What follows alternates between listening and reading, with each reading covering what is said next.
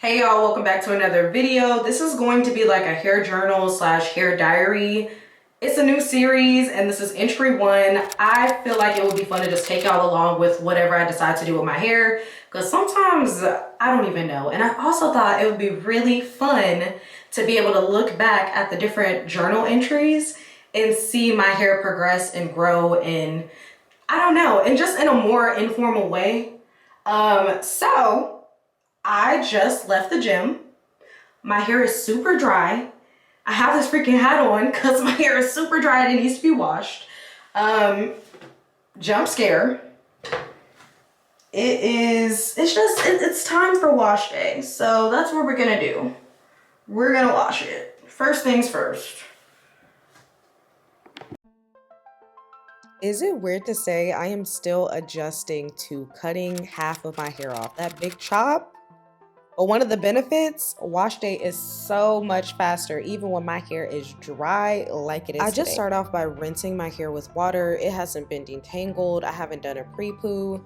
The first thing I'm doing is hitting it with some water. I've been using the TPH Never Salty hair scrub, and when I tell you that minty feeling on my scalp has been going through some things, and this product has been getting me through it. Currently, my goal is to do this wash day process once a week. I do not always make it. Like, I think in this case, it'll probably been a week and a half, but better late than never. I just want to keep the moisture in my hair and make sure that my scalp is thoroughly cleansed.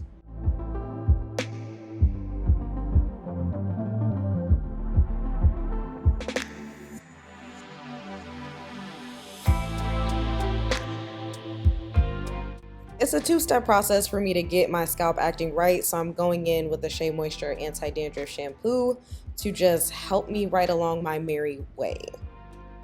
I do not believe in dirty hair grows. I'm cleaning it, and I'm cleaning my scalp. I'm cleaning a whole head of hair. I am not playing any games. Surprise, surprise, I miss hair dye already, but you know what I don't miss? I don't miss the hair dye bleeding all in the shower every wash day. These wash days have been so simple because I'm rocking the natural color and the natural color is rocking with me.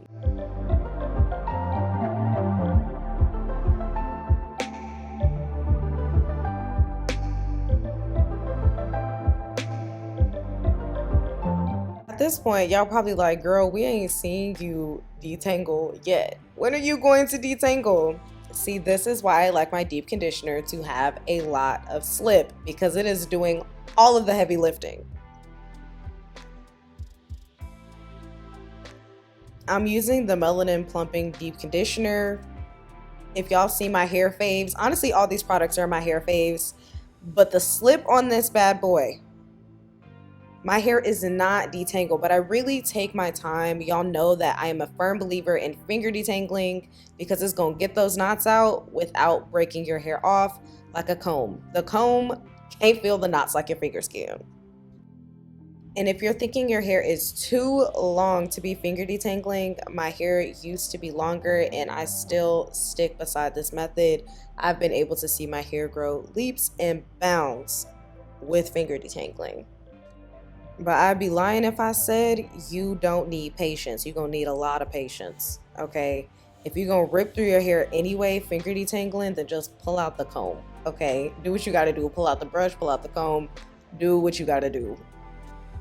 I'm starting this hair diary series because I think it's going to be so cool to watch as my hair grows, to kind of timestamp the journey, and to also show you the literal process that I'm doing to grow it.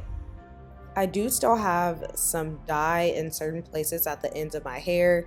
I didn't want to go too crazy when I big chopped, cutting off the healthy non-dyed hair, trying to get every single hair dye piece. Is really not that big a deal for me, and I am not a professional, so I'm like, I'm gonna wait it out. The next time I do a trim, it'll naturally come off and I don't have to worry about anything unnecessary. Now I'm just rinsing all the product out. My hair is fully detangled, it's moisturized, my scalp feels good. Like, really, what more could a girl hope for?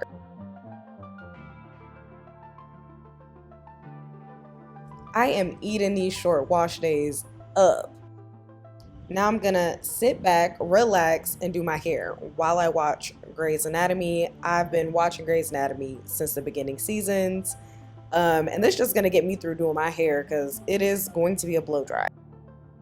I'm going in with the Wella Ultimate Hair Repair, and I pretty much use this product every 1 to 2 weeks, depending on how my hair is feeling.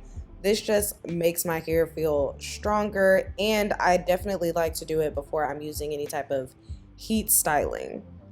After I spray, I run it through my hair, and then I just leave it on for 90 seconds, and I'm good to go with the rest of my styling process. I usually opt for some sort of spray leave-in. This is like my current fave leave-in by TPH. I will have all the products linked below, but I'm just rubbing that product in and then I'm twisting my hair up.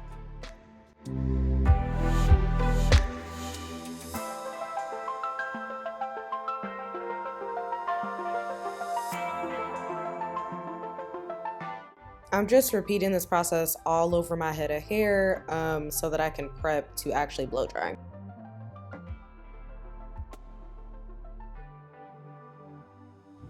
I'm still shook by my little twist. Like, what? And I don't even know what my hair is going to look like blow dry because it hasn't been blow dried since I chopped it off. At this point, I decided to put in my headphones because I don't want to skip a beat while I'm watching Grey's Anatomy, and I know I'm about to blow dry, so that gets a little loud. So I'm going to be taking a smaller section because I want to thoroughly apply my heat protectant. I'm going in with the Eva NYC 10-in-1 primer. One of the benefits amongst the many is that it's a heat protectant, but it also adds shine and all these other things, but I usually use it for heat protectant. The Rev Air has entered the chat. I pretty much exclusively use the Rev Air to blow dry my hair because I've never received any type of heat damage and I've been using it for years. It just doesn't get to the temperature that's going to give you heat damage, which I love, but it's also super effective. And did I mention it saves me time? Because that's a huge factor. So I think it does just as well on a blow dry as a regular blow dryer. Doesn't give me heat damage and it saves me time. Like, it's a no-brainer, and this is not sponsored. I'm just literally obsessed. Now, I know I told you guys I don't usually use a brush, but the exception is a blowout, because how else am I supposed to blow out my hair? So I do use a brush for that, or anytime that I'm styling my hair in a way like perm rods, anything where I need my hair to lay flat or a certain way, I'm gonna use a brush. But when I'm doing a wash and go, it's finger detangling all the way. And child, I'm seeing my hair blown out for the first time and it's giving very much so choppy.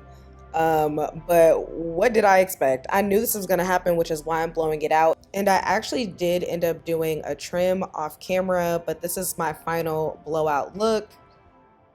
And it's giving light and airy. Thick and thick. I will see you guys at my next video. Bye, y'all.